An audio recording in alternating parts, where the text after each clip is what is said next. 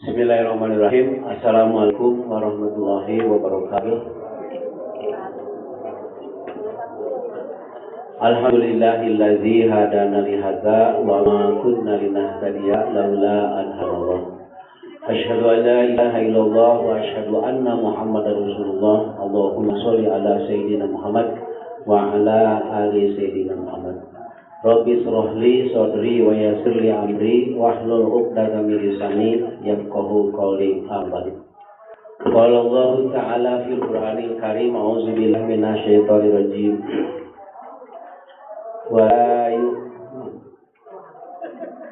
A'udzu billahi minasyaitonir rajim. Irji'i ila rabbiki radiyah mardiyah fadhuli fi abdi wadhuli jannati. Itu potongan ayatnya. Kaum muslimin wa iman rahimakumullah, marilah kita panjatkan puji dan syukur kehadirat Allah Subhanahu wa taala atas nikmat dan karunia yang Allah anugerahkan kepada kita sekalian. Alhamdulillah kita masih diberikan jatuh umur, sehat walafiat, dan dengan nikmat iman dan Islam pula kita senantiasa beribadah kepadanya. Alhamdulillah dalam bulan Ramadan ini kita sudah terasa sudah memasuki hari yang ke-17. Mudah-mudahan Allah senantiasa memberikan kekuatan, kesabaran, dan akhirnya kita la'alakum tattaqun, digolongkan menjadi golongan takwa yang sebenar-benarnya.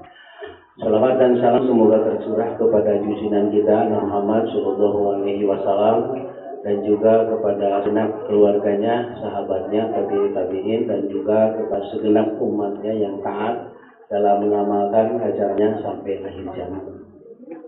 Kaum muslimin iman rahimakumullah, malam 17 Ramadan tadi malam ini adalah peringatan nuzulul Quran, yaitu memperingati awal turunnya ayat suci Al-Quran.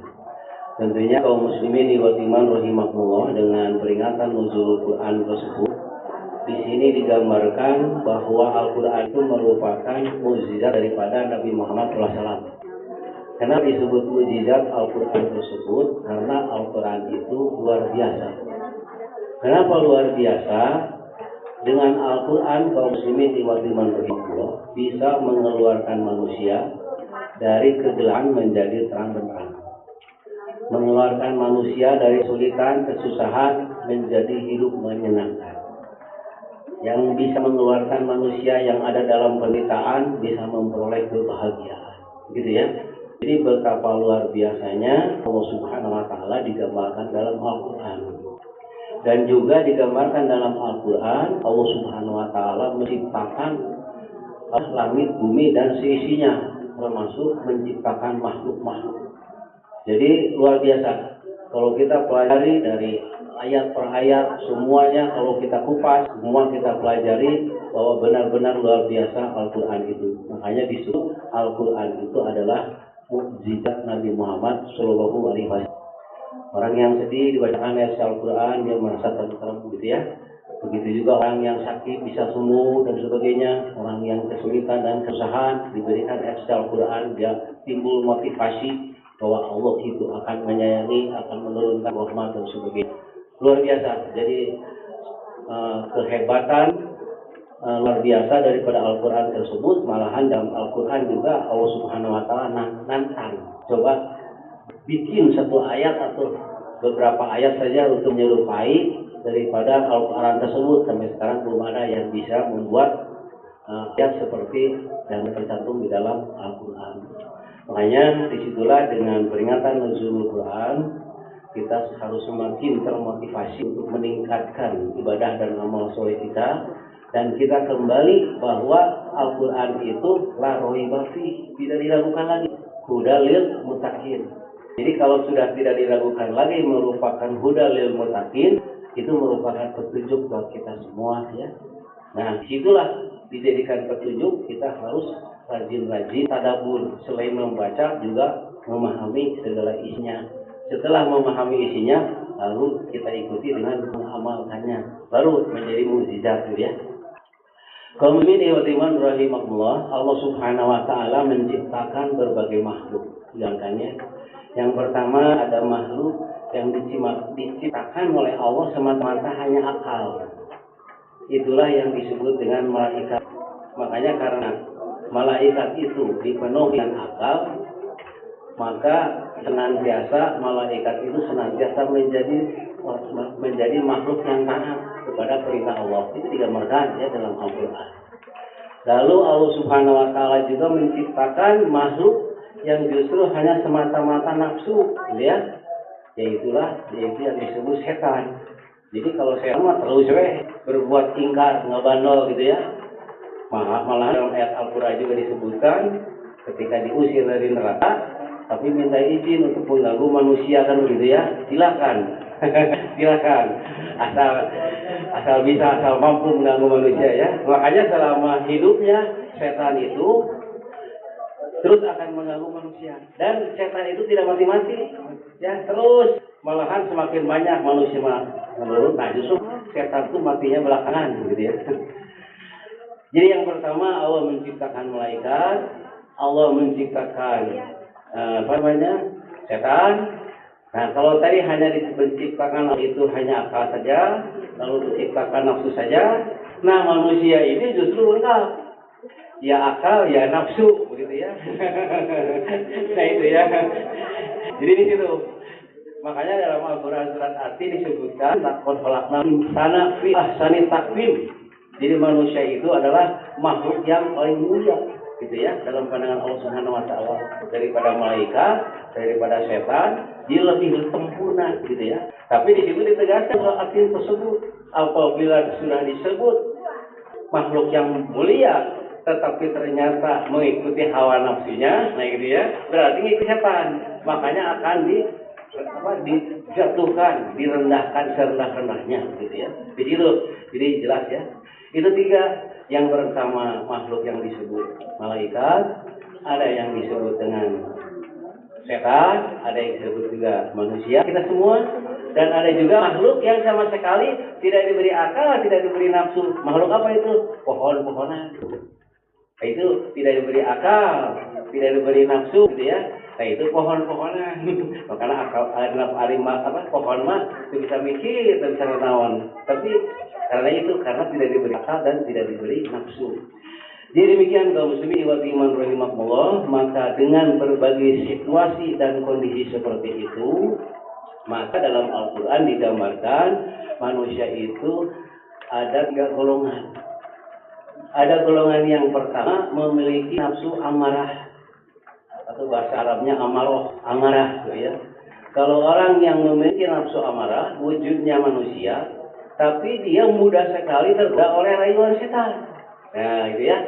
Jadi dia hidupnya sholat, ada neraka, korupsi, maaf dan sebagainya, berbuat maksiat, asal kasihan.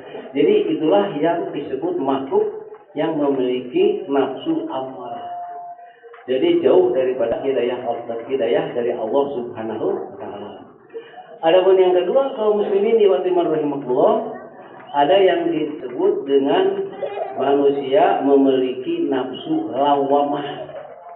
Yang memiliki nafsu lawamah yaitu tidak stabil.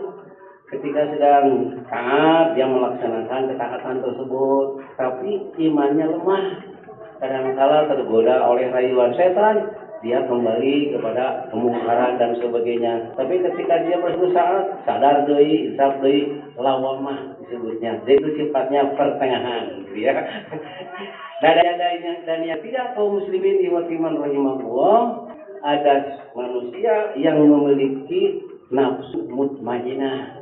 Ini digambarkan di dalam surat Al-Fajr ayat yang 27 sampai 30. Jadi yang memiliki nafsu mutmainnah itu dia senantiasa tentram, aman dan damai. Dia tidak pernah tergoda oleh setan. Jadi dia hidupnya senantiasa istiqomah, gitu ya, terus gitu ya. Jadi itulah yang disebut dengan manusia yang memiliki nafsu mutmainnah. Jadi jangan coba-coba jangan coba-coba ngajak. Ayo nomor taraweh, jangan coba-coba ngajak aja jalan-jalan lah, kan itu ramai di kota. Nah, jangan coba-coba. Jadi yang memiliki nafsu mutmainnah mah dia tidak akan tergoda oleh sedikit pun rayuan-rayuan ataupun godaan setan, ajakan-ajakan yang kira-kira bisa menyesatkan. Karena orang yang memiliki nafsu mutmainnah menyadari ingin sekali-kali ingin sekali memanfaatkan hikmah dan rahasia dalam bulan Ramadan. Karena memang hikmah yang luar biasa daripada pahala dalam bulan Ramadan, tapi tentunya walaupun setan dibelenggu ya, tapi godaan selalu ada. Nah itu dari nafsu amarah tadi yang terus menggoda kita. Padahal kan nafsu setan padahal dibelenggu. Kenapa? Justru banyak sekali ya mengikuti hawa nafsunya itu sendiri.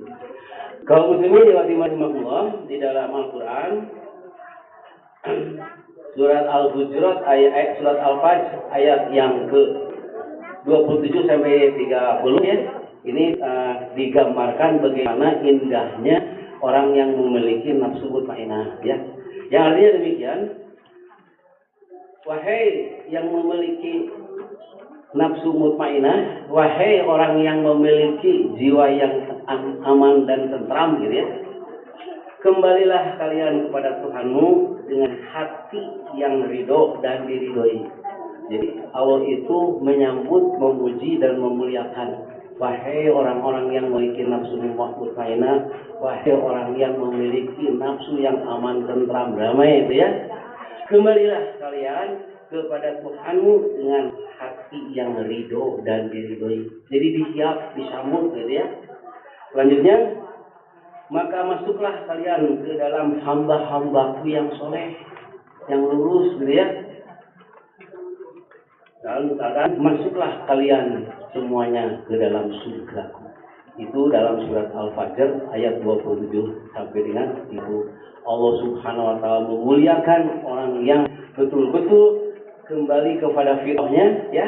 Itu dia memiliki akal dan nafsu, walaupun nafsu terus menggoda tapi dia bisa mengendalikannya dengan akal pikirannya, karena yakin pada suatu saat akan kembali kepada Allah Subhanahu wa taala. Makanya Allah Subhanahu wa taala menyambut dengan tadi, wahai orang yang memiliki nafsu mutmainnah, kembalilah kepadaku gitu ya, dengan keadaan ridho dan diridhoi, dan datanglah ke tempat yang sudah disediakan, yaitu surga yang luasnya seluas langit dan bumi. Surat Al-Fajr ayat 27 sampai dengan 30. Mudah-mudahan ada guna dan manfaatnya. Mohon maaf apabila ada kekurangan dan kehilafan. Assalamualaikum warahmatullahi wabarakatuh. Assalatu sunatan tarawih jami'at.